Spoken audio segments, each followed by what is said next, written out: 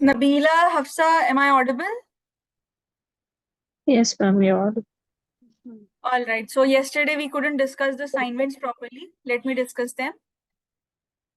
See, we were talking about the unit vectors. So it says that the first question says find a unit vector which is parallel to the resultant of A and B. So it means you first have to add A vector plus B vector. That means see I cap plus 3I cap. That becomes 4. This is resultant of these two, no? So this is 4I cap, then this is 4J cap minus 5J cap minus J cap minus 2K cap plus K cap minus K cap. Now this is the vector. Let's say this is the resultant R. Now we have to find a unit vector. How do we construct a unit vector of this? Unit vector will be vector itself divided by its magnitude. So magnitude of this will be under root of 4 square plus minus 1 whole square plus minus 1 whole square. So this is equal to, this is 16 plus 1 plus 1, which is equal to root 18. So our unit vector will be the whole vector as it is, 4I cap minus J cap minus K cap divided by root 18.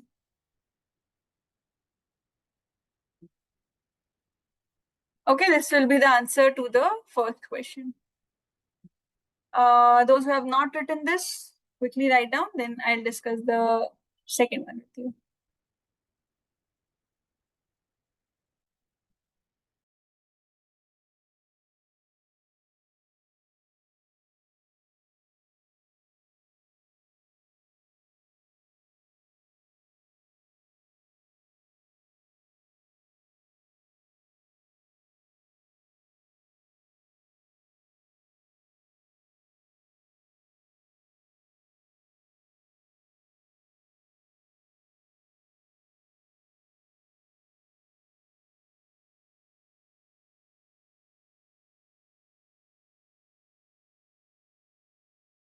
Okay, ma'am.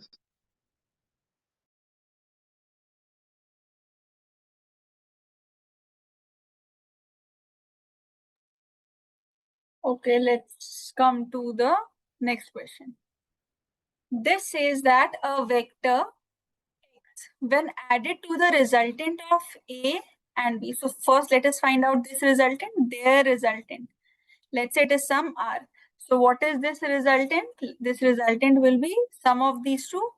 So this is 5I cap plus this is 4J cap minus 5J cap. So this will be minus of J cap.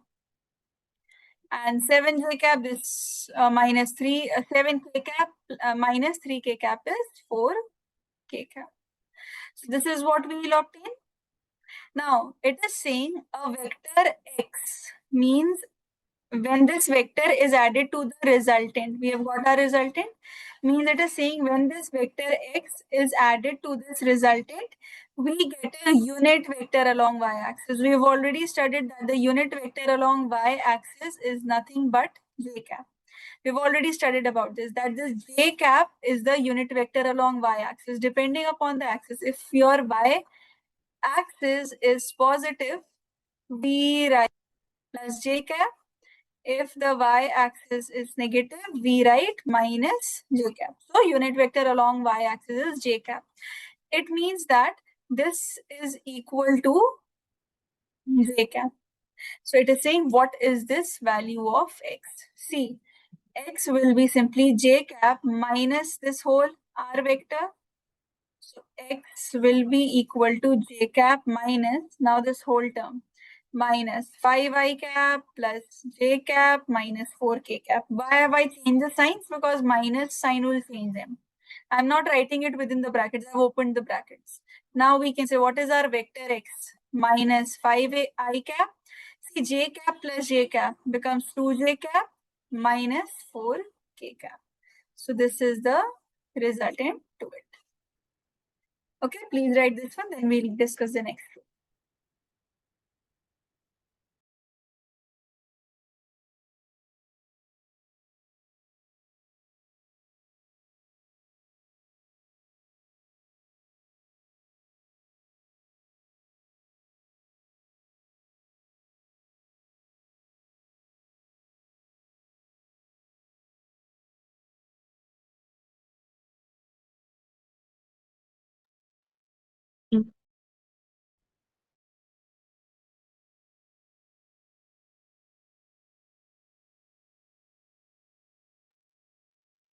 Hafsa, you are also done?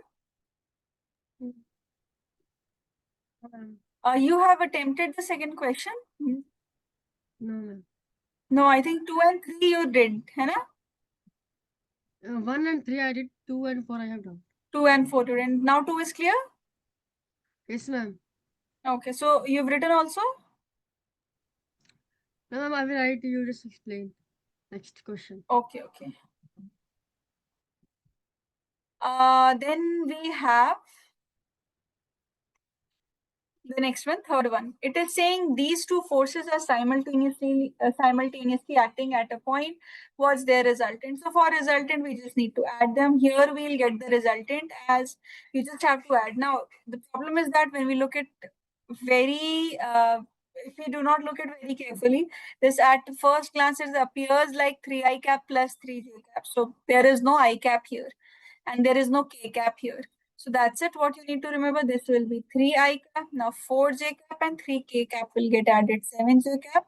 While there is nothing left here, this is 4 K cap. So this is the answer. That's it. Now when you need to calculate its magnitude, so here it will be under root of 3 square plus 7 square plus 4 whole square. This you can solve. Now, fourth part says A vector is given, B vector is given. Find a vector having same magnitude as B and parallel to A. This is very, very important, and it has a very different concept class. This is not what we have studied. If it says find a vector having same magnitude as B, let's say this vector is some C. This C vector will be equal to, take the magnitude of B, same magnitude of B, and parallel to A. So multiply it with the unit vector of A. It is saying parallel to A, so we will take the unit vector. That's how we take in the previous question also we took. This is something different which we have not done in the class itself, and it can come in the exam. So before for all these things, we need to first find out the magnitude of the vector B. That will be under root 7 square plus 24 whole square. This you can calculate and check. Now, for the vector A, you have to find out, for making it as the unit vector, again, you need to calculate its magnitude and the vector as it is. Vector is 3 I cap plus 4 J cap divided by under root 9 plus 16.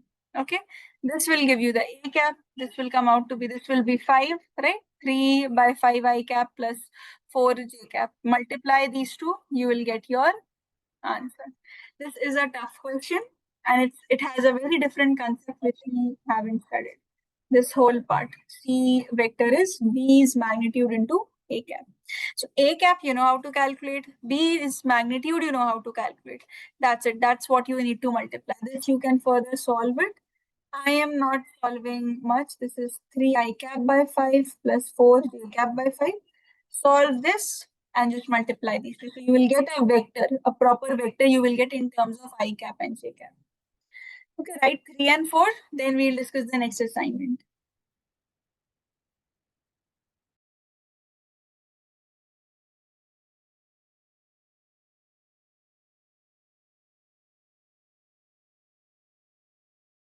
Okay, ma'am.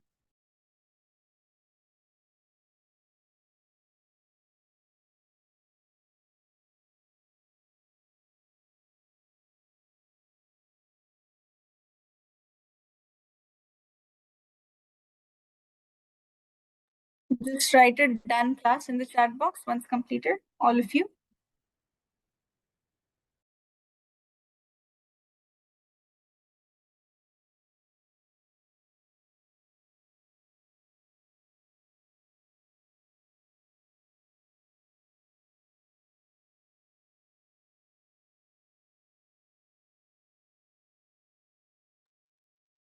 Okay, can now let's move forward. Let's come to the graphical question then. I hope this point is just important. Rest of it, you know how to solve it. So this, I hope you have noted all of you this.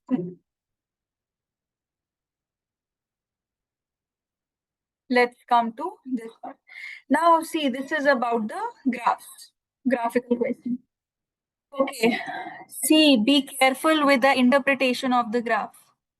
check which quantity is ahead, which quantity is below. These questions come. This question is a question of your NCERT. I told you the assignment questions are very good that are given to you. This is a question directly from your NCERT back exercise. You have guidelines to NCERT. Guidelines after every chapter you have those questions. Those are very important for any exam. Your boards exam of class 12th or your simple boards of 11th and all. NCERT's back exercises are very important. Few questions are very confusing, but few questions are very good that have the concepts hidden within them. See, it says how much ahead of A is B when how much ahead of A is B when the motion starts.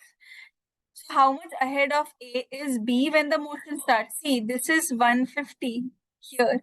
This is now look at this. When B has covered 100 kilometer, A has just started from the origin. So this is their gap, not 150. Okay, this is the gap that they'll face. When B is at 100, A has just started from the origin. So this will tell you a difference, no? That at T is equal to 0, which is common for both of them. This those only will be able to understand who have attempted this, because explaining every question in detail will not be done in the class. So see, at T is equal to 0, you can see, you will compare these 2 points. A marking has already been done through the question. Now, what is the position of A? What is the position of B? A is 0, B is 100 kilometer. So directly, this is what you have to interpret from the graph. What is the speed of B? Now, for speed of B, why are you taking a different time? If you can see Ma'am, clearly, how my answer is wrong? I wrote B is 100 kilometer ahead from A. But you've you said, written B. that A is 100 kilometer ahead from B. Wait, I'll check your sheet. Okay, I think by mistake it must have been written. Answer is this one. You have written this Hafza. A is What is the 0, B is answer? 100. What is the exact answer? Exact answer is this only. This one. What you have Uh, written? A is I ahead. wrote You have written B is ahead of A by 100 kilometer. B is 100 kilometer ahead from A. Yeah, that's right then. Okay, Hafsa, I'll just mark it. I'll mark it correct.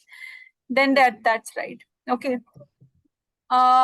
See, the second question, you have the one thing. For the second question, why did you take a different value, 3 or 4? Like it was already marked in the question itself, which value you have to take. Like from where did you get the 3, this third value? 3 hours and 4 hours, from where did you get them?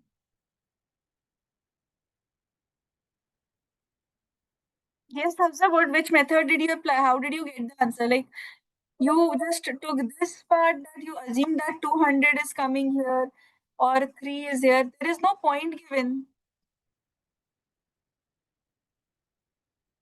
Yes, Hafsa, tell me. Any particular method you applied? No, ma'am. Okay, it was just wrong interpretation. See, when things are already marked in the graph, just take that value. If 150 is marked here, like you have written that part correctly, that 100 is marked. So how did you get that 100? You checked this, which was already marked. Yes, at 100, you could see this is at origin, right? So this interpretation is right.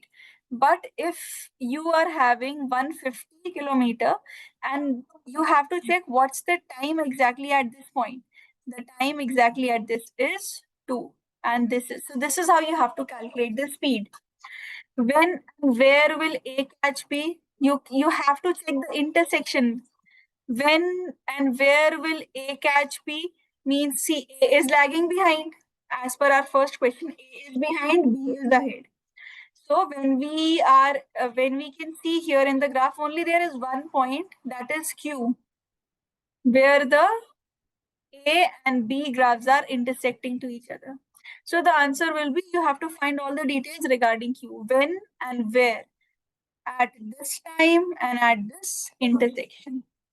What is the difference between the speed? Now, for speeds also, you have to, when you are considering the speed of A, Hafsa, the mistake that you made in the fourth part, no, was That 25 part was right. I think that was the answer. 25 kilometer per hour, Hafsa, one speed. 25 thi na? Just check. Yes, I got this 25. Yeah, that was right. This part is right. But see, what about the additional speed with which A is lagging? That just added. Your answer will be completed. I think it will come around 75 or something. Just check that. I don't remember. You have to calculate it from the graph. Whatever is the lagging speed, you have to add because you have to calculate the difference between the speeds. So speed of A you have to check speed of B. Then only you'll be able to calculate the difference. So see, speed of B minus speed of A. This is how you calculate the difference. So only one speed is this. So you need to calculate the other speed also. So use any value from the graph which you see can be easily interpreted from the graph. So that was your first question. Coming to the second one. Second one was correct, Hafsa, which you have done. And I think from this class only you have attempted both the questions, both the graphs and the what did we do before? Graphs we have done and that. Okay, the after the free fall which we discussed just before. So for the graphs, yeah, I think Nabila and Maha, your assignment till free fall is there. I checked it. After free fall, you have not submitted. Yeah, ma'am. Because on the last day, 10 days, I just came to India and I was every Yeah. single day roaming around and everything. So Okay. I Okay. completely forgot about it. Okay. Okay. And Nabila, what about you? I think yours was also free fall, as I remember. Yes, ma'am. It was free fall only. After free fall, you have not given. Okay. So kids, there are just two assignments. So two assignments you can attempt. One was the unit vector, and this was the previous one, even before that. So for vectors, we are on the base of vectors, but don't leave the graphical questions because like the first one and all, they are from your NCRT only, and these are important questions. This part was correct, Hafsa, and most of the things I have written in your answer sheet, Hafsa. You can check from there. Yes, This ma'am. was also more or less right. There are certain calculations there which you make in every assignment. This 3 question I have doubt. I attempt 4 questions. So Yeah, tell me. 3 question I have doubt this. So you have a doubt in this, okay? See, it says a train moves from one station to another in 2 hours time, okay? So time is given as 2 hours and this is the graph. Its speed versus time graph during the motion is given. Determine the maximum acceleration during the journey. See, best way, I'll tell you and others also, don't just solve it as a single question. You all always attempt the graphical questions like it's a single question. Don't take the pieces, take bits by bits, and then take the things. Okay, if you have to calculate this distance, that part was right, Hafsa, which you took. I think you mentioned also area, as I remember. Area under the graph will give the distance. That part also you've written Yes, correctly. ma'am. For acceleration, it's the slope. Here we have both the things. We have acceleration also, and we have displacement also. Displacement or distance? We have Ma'am, distance. actually, I don't know the formula of maximum acceleration during journey. No. Okay, see, maximum acceleration you will get when you will calculate the slope for all of it. Like, see, this is a flat. This means there is no acceleration. Calculate acceleration for every slope. And out of which you find the maximum value, that is the acceleration. Look, like 20 is there. Will I calculate? Look at this region from O to A. Okay, O to A. How will I calculate the slope? That is acceleration 20 by 0.5. That's how we calculate. Remember, I told you slope is calculated using tan Yes, ma'am. theta, which is the y component by the x component like this. So I'll get a value of A1. Now see, this is a flat constant slope. We discuss zero slope. Zero slope, positive slope, negative slope. This is a positive slope. This is a zero slope. So here there is no acceleration. A2 is 0. From here you will calculate the value of A1, which will directly be very visible to you. 20 divided by 0.5. Then you again have this. So you need to calculate the slope again. How will you calculate the slope? This is 20, this is 50. What's the difference? 30. And what's this difference? 1 minus 0.75. That is 0.25. So then you divide these two. This will give you the acceleration third slope, and this will give you the retardation. Obviously, this will never be maximum. This will be 0, but still calculated precautionary 50 by 2 like this. So you'll have A1, A2, A3, and A4 for this. Whichever has the highest value, that is the maximum acceleration. Now you've understood? Yes, ma'am. And for the displacement distance, it is saying 0.7 to 1 hour. So this is just this trapezium. Okay, this trapezium that is formed. If you look here, this is a trapezium that is formed over here. Only this part's area is asked. Area of the, directly use the area of the trapezium. Area of the trapezium is equal to half into sum of parallel sides into the height. You will directly get the area of the shaded region. That will give you the distance. Now see, if it mentions you time, then for that slot calculate. Suppose it didn't give. This wasn't given. Calculate the distance covered. This part wasn't mentioned. Then the entire area you will have to take. You have to take half into base into height. Here you have to take length into breadth. Here you have to take this, and here again half into base into height. You have to add all of them in each case. If the time wasn't given, but in this case you just had to calculate this. Then fourth one also very, very easy. See, this was retardation. How's your fourth question was correct? Just Yes, check. ma'am. It was right. Yes, I checked. Okay. The second question was also correct, more or less. It was right. I think just one or two error were there, but I think it was correct. So see, these two and fourth question, you'll find it very easy. Third is also easy. It's just that a little trick is applied in the Ma'am, first. question 1, graph question 1, Yeah. subdivision 4. What is the difference? Difference will be in the speeds of A and B. When you'll calculate, you have to calculate the speed of A. Now you have to choose a point which will give you the speed of A. Okay, difference between the speed of both of these means at you have to take what is the gap coming. See, like if our first part says A is at 0 and B is at 100 kilometer, this means speeds must be different. Then only B is ahead and A has just started. At the point Q they are meeting, but still again their speeds and everything is different. So from the graph, we'll have to take out values like which we know for A as well as for B. So you calculate any value for A. Okay, let's take, suppose you take this 100. So you have to match it with the graph. Like, see, if you take this 100 value, it is coming to here. No, this is not coinciding with A. This one, this can be taken. This is not coinciding. This will come here. So 100, see, now Hafza, look here. If we take 100 kilometer distance, when A is here, what is the value? This is the graph of A at the time which is lying in the midpoint of 1 and 2. 1 hour and 2 hour. So this is 1.5 hours here. So at 1.5 hours, you are getting the distance as 100. So this will give you the speed for this time, like this. So you'll get VA. Similarly, choose a time, choose a quantity in the graph that will give you a value. Like I think 3 and 150 will give you the value of B. Or you can take any value, even if it is lying in the midpoint, you can interpret the graph. Like this was 100 is coming in the midpoint.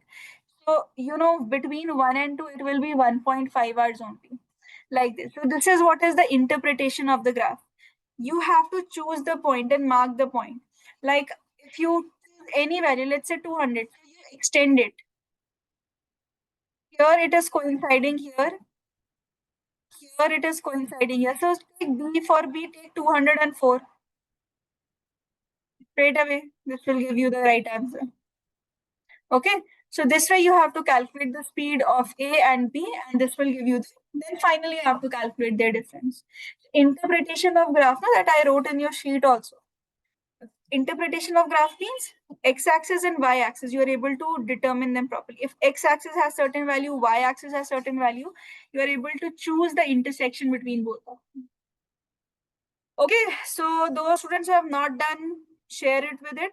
Hamza, all your assignments are clear. No assignment is pending, I believe. Previous assignments also you have given. Okay, let's discuss the questions. See, we discussed yesterday the parallelogram law, right? Where we discussed this was the magnitude. I have given you 2 questions from this assignment. I'll add Ma'am, I more still questions. have a doubt in parallelogram law. Okay, tell me, Hamza. Parallelogram law, I have still doubt. You understood the derivation? ये बताओ पहले. Yes, ma'am. Derivation is clear? Yes, ma'am. Okay. Let me explain you this question. With the help of this question, let me explain you how we actually use the law and what is the meaning of it. Because yesterday we just derived it. We didn't practice it. After this question, if still doubts are there, then tell me, all of you, not just Hafsa, Nabila and Maha too. See, it says that 2 forces are there. One force is 2 Newton, second force is 1 Newton, like this. Are acting at a point as shown in figure. You have to calculate the net force. Every time the figure will not be given. It will just tell you acting at an angle of 60 degree like this. It will mention like this. Now see here, we are calculating the magnet force. So 3 steps we have studied. Now recall, the first step is the geometrical construction. What is the meaning of geometrical construction? Geometrical construction means you are seeing where your resultant is lying. Where is my resultant lying? Is it lying here nearer to first one? Is it lying here closer to the second one?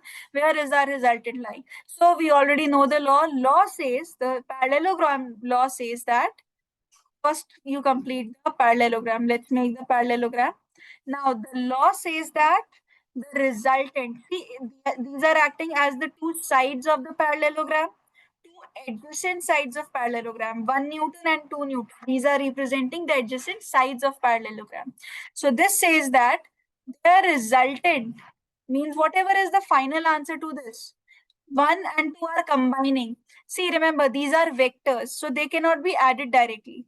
Otherwise, we know 1 Newton and 2 Newton, if they are acting in the same direction, they are all along same, they are not vectors. 2 plus 1, that is 3 Newton is the answer. 2 and 1. So what do we say resultant? Resultant means you're adding them. But vector addition is different.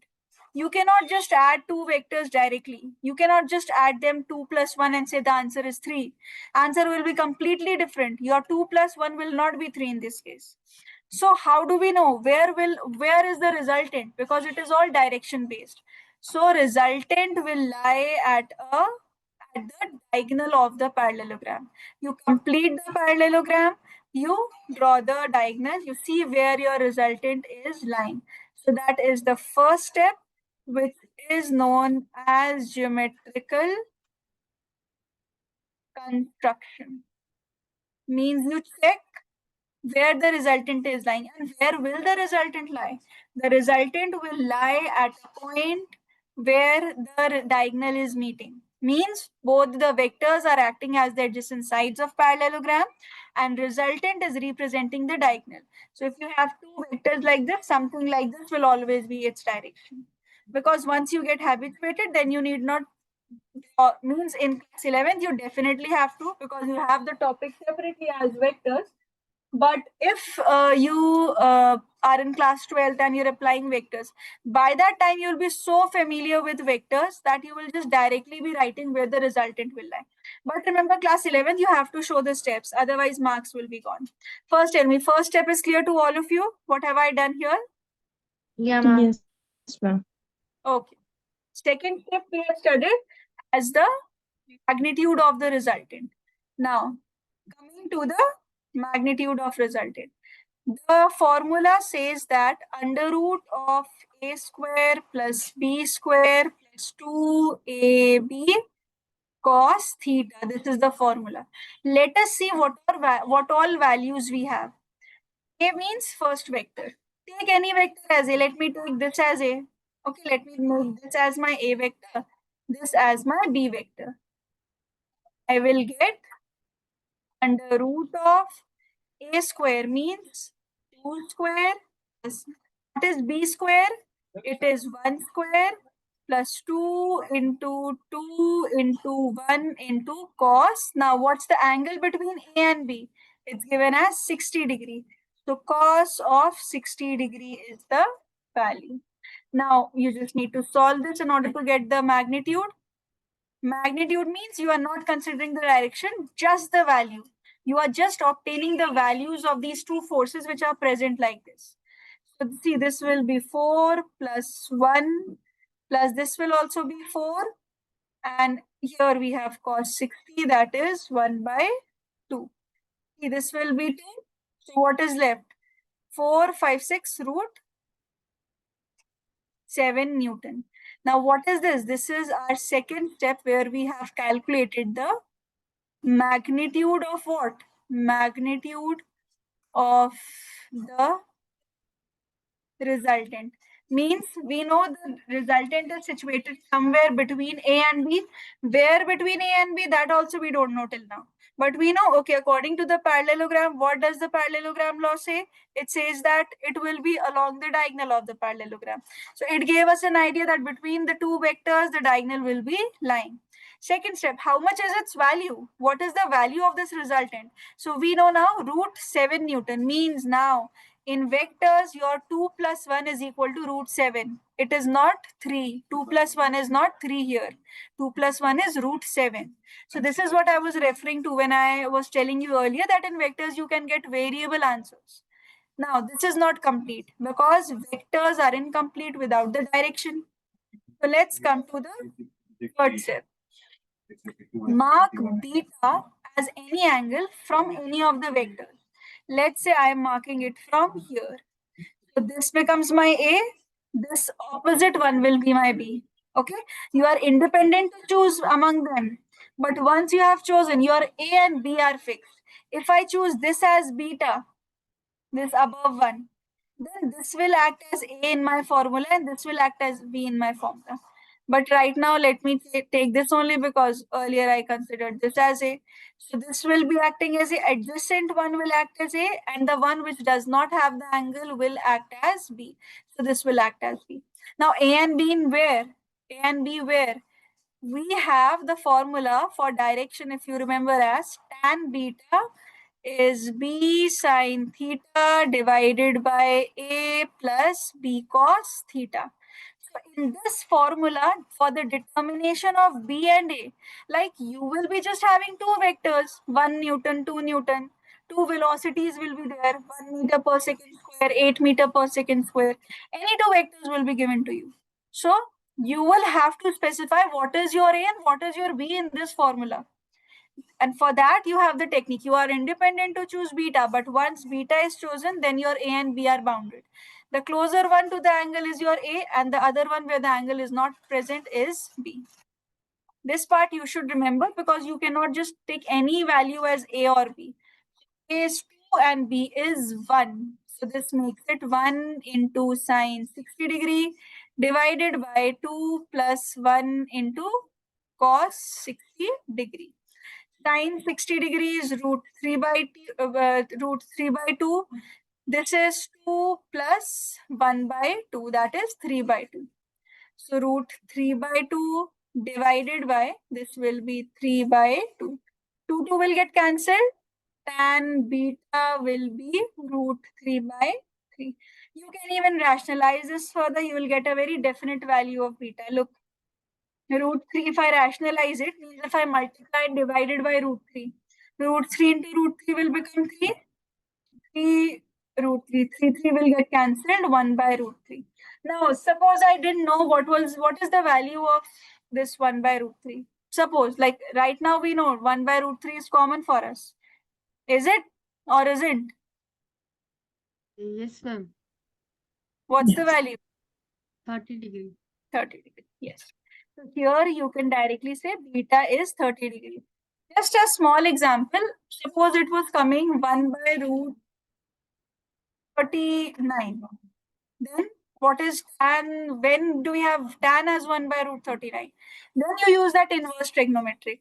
Beta will be tan inverse 1 by root 39 like this. You have to leave your answer.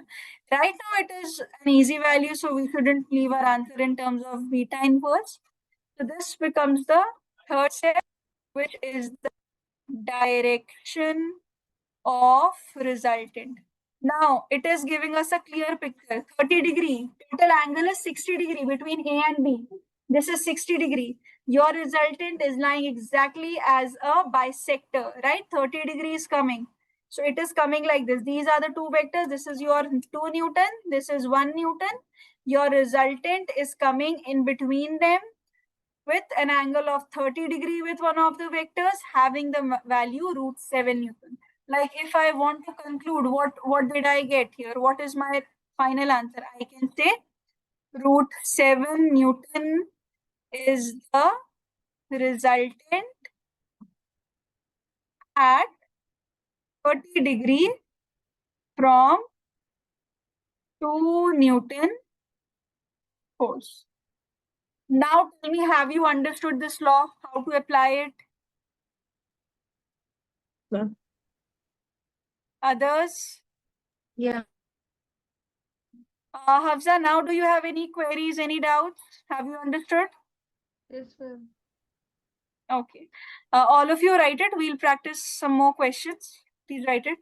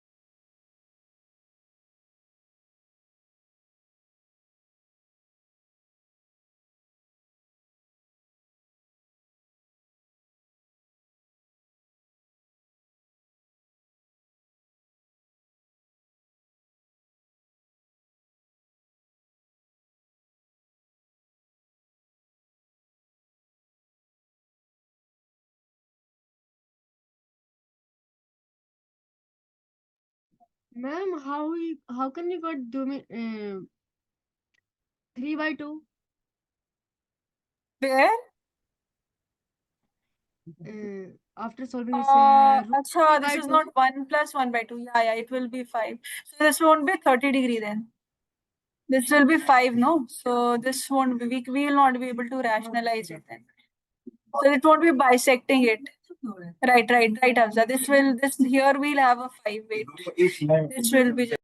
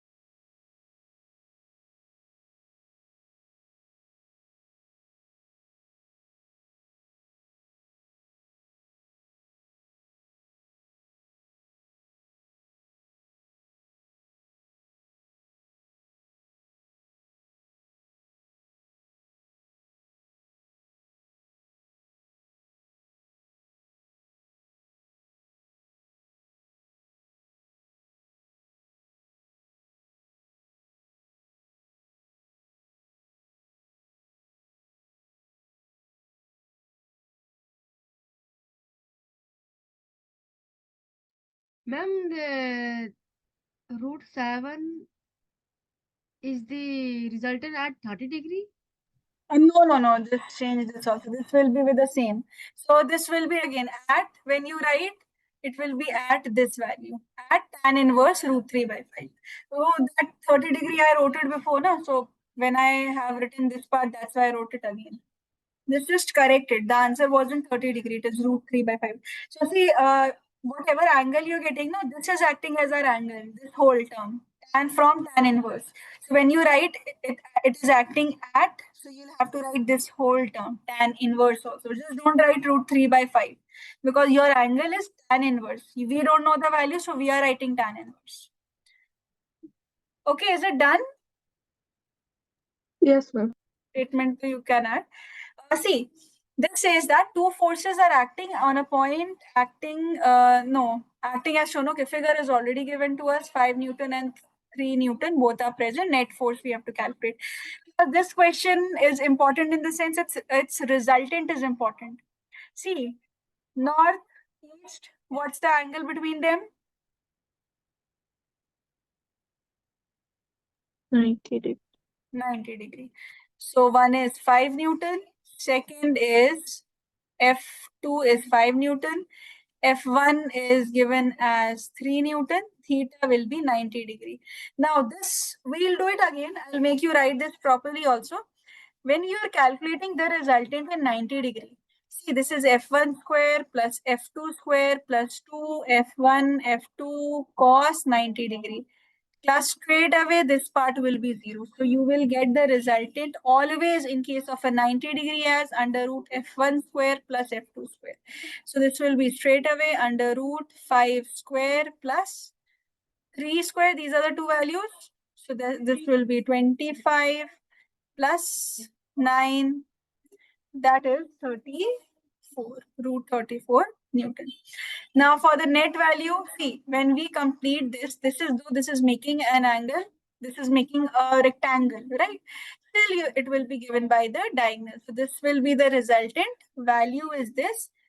Take beta here, then put the value for tan beta. This you calculate and tell me.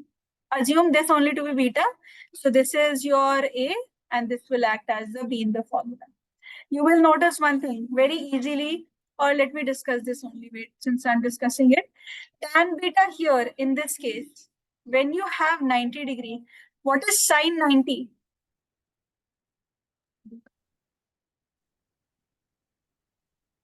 Yes, 0. sine 90 is not 0. Cos One, 90 one. is One, right? 1. 1. 1. When you write your B sine 90° by A plus B cos 90, look, this term will be 1 and this whole term will be 0. So here answer will be very easy, B by A in 90°. So if you get 90°, your answers will be done very quickly. Now you can just write down the value. What was our B? 5. So 5 by 3. So beta will be tan inverse 5 by 3. But ma'am, what if we get 0 by 1? 0 by 1? If we got like that. Where, Hamza? No, I'm just asking simply if we get Okay. 0 by 1. If you get 0 by 1, Yeah, 0 by ma'am. 1 is Not what? defined. Not defined. Okay, for tan theta you're saying. Yes, If yes. for tan theta you're getting, yes, it is not defined, then your A plus B cos theta, the denominator will be equal to 0. Okay. Because if when you have 1 by 0, that is equal to infinite. So if it is 0, it means this whole term is 0. That's why you're getting this infinity here. So this will be equal to 0. In that case, no need to write the angle. No need to write the angle. Just write can't be determined. That's it. Or whatever you're getting, just put it like that. Tan beta is this. That's it. Don't mention beta. Okay, for the those extreme values of tan, no, don't mention it. Just write tan beta is this. Okay. Okay. Write it then. Yeah. After this, I'll discuss these cases because few cases you should remember directly. Vectors are very important, class. They are very important. Your calculus part and your vectors, they are really crucial for your class 12th also. And any competitive exams. And see, once they are done in 11th class, it's very difficult to do all these questions in detail in 12th. See, right now you have these forces. If I just switch the question and I say this is the electrostatic force, then it's a question of class 12th. So how do you have to solve? You have to solve it with the help of your 11th knowledge only. So make your vectors, integration, differentiation very strong. You had velocity as rate of change of displacement. In class 12th, you will have current as rate of change of charge. How much, what is the amount of charge flowing per unit time? Whatever was the displacement that was performing here will be done by the charge in class 12. So solving part will remain the same. Whatever physics is required, you will study that in class 12th, obviously. But calculation part should be strong. Like if you don't know addition in class 11th, is it possible for us to go back and study and make you learn addition? It's not. Because that is what you already know. But addition is utilized. You don't have a question add 82 plus 96. You don't have a question like this. But you have to somewhere add this by yourself. So the way you use applications of addition, subtraction, multiplication, division in class 11 directly. Again, the applications of calculus, that is differentiation and integration, will be used as well as vectors will be used in 12. So make your basics very strong, all of you. Practice as many questions of vectors you can. The projectile part, you will be able to do it very easily. It's very easy. Whatever you studied in motion in a straight line, you have to study it twice.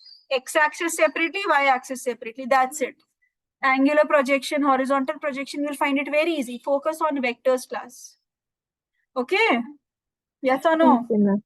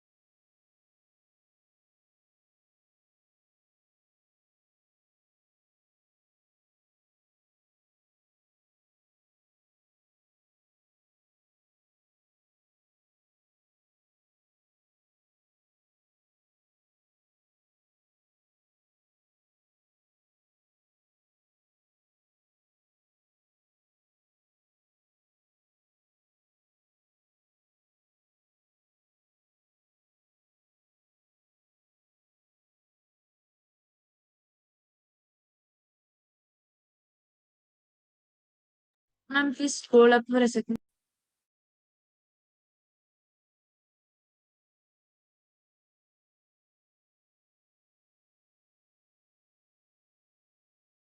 Done.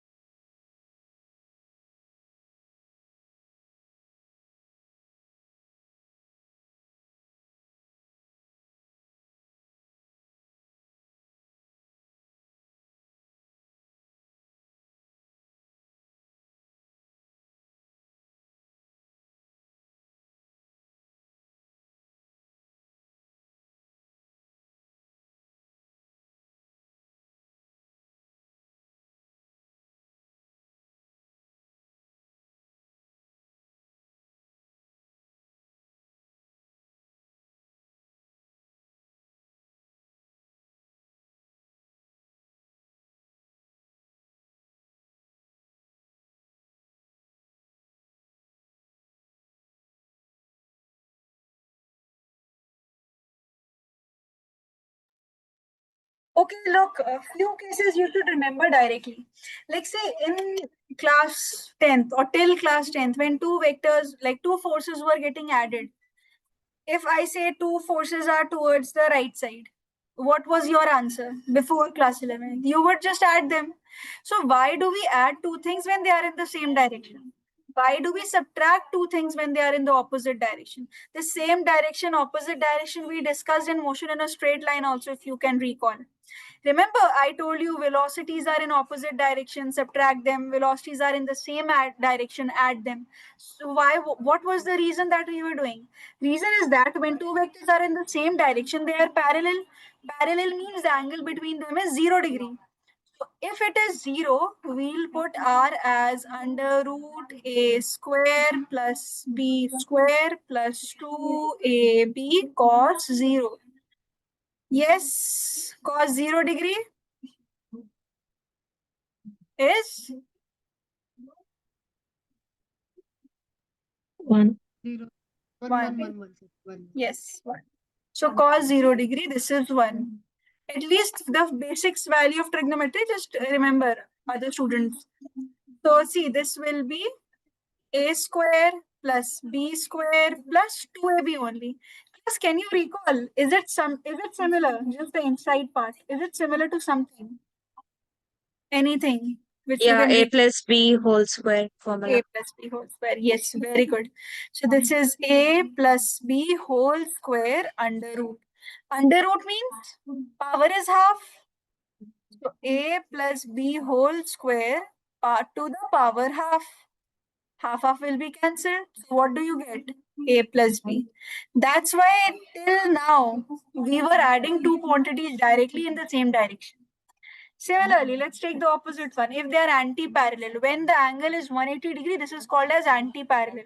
Two vectors are in the anti-parallel direction, exactly in the opposite direction. Now see, r is equal to under root of a square plus b square plus 2ab cos 180 degree. Many a times in the school, p and q are used. Use whatever. You can take x, y, कुछ भी ले लो a से z तक. Final answer should be the same. Cos 180 degree is -1. -1. Very good.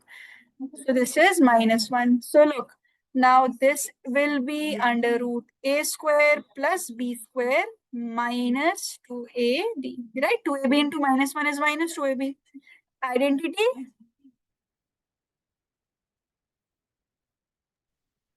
A minus b whole square.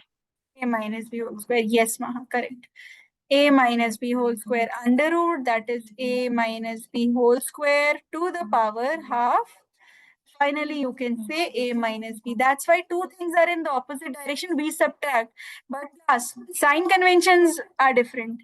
Like if you have two velocities in the opposite direction, if by any chance you are taking one vector as negative, so minus minus will become plus, that's a different thing. That is because you have taken a sign convention. This is the formula. Are you getting my point, what I'm trying to tell you? If b is, let's say, minus something, so that minus minus becomes plus, that is something else. You are solving it, simplifying it. That's the mathematical rule. But the formula part is just this, a minus b. Third part, which we discussed, remember these three directly. These three are very basic. Don't waste your time in such parts. Do them very quickly.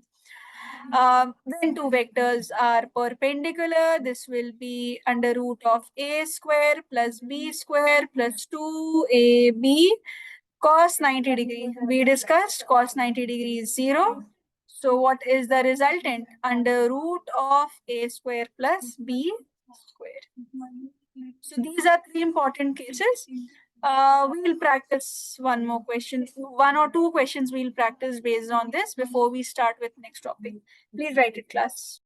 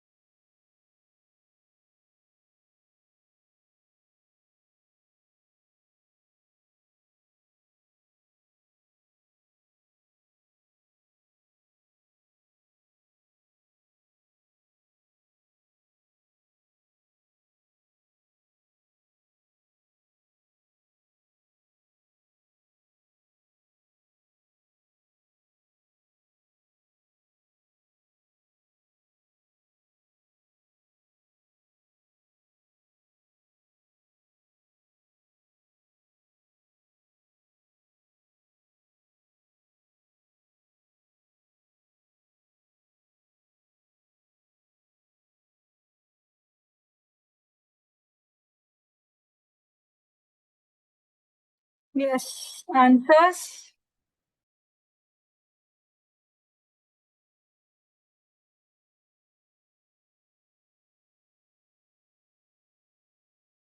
Ma'am, can you repeat? Answer to this question. Try it. What's your answer coming?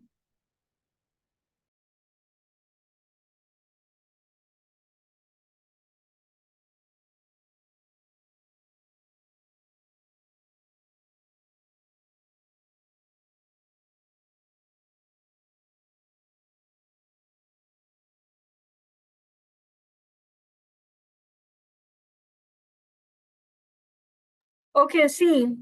It says greatest and least resultant of two forces are 29 Newton and 5 Newton. Now stop writing, all of you, and pay attention.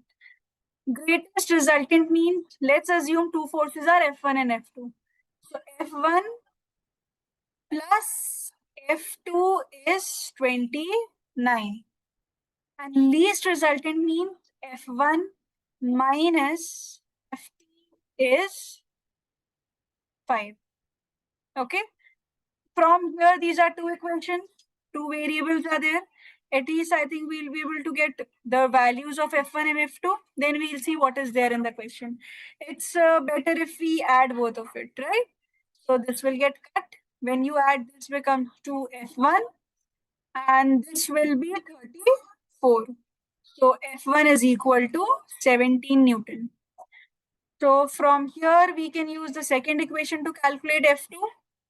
17 minus 5 will give us F2. From this, I'm using the second equation. So this will be 12 Newton. So you have two forces, F1 and F2. Then it says each force is increased by 3 Newton. Let's say F1 dash means you are increasing both these forces by 3 Newton. So 17 Newton plus 3 Newton becomes 20 Newton. And your 12, just a second.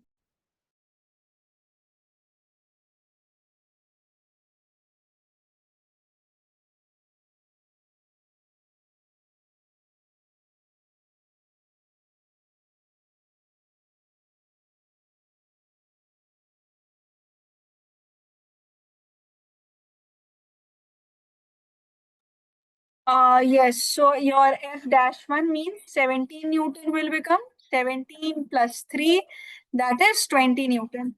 And let's say F means the new resultant.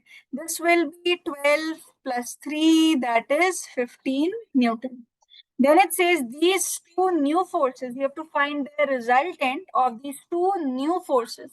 New forces means the 20 Newton and the 15 Newton acting at right angle to each other. So from here, you'll be able to calculate the resultant. Resultant will be equal to 20 square plus 15 whole square plus 15 whole square. So 20 square is 400 plus 225. So this becomes root of 625. What's the answer? 25. 25. 25 Newton is the resultant. So this is the answer to this question. Please write it.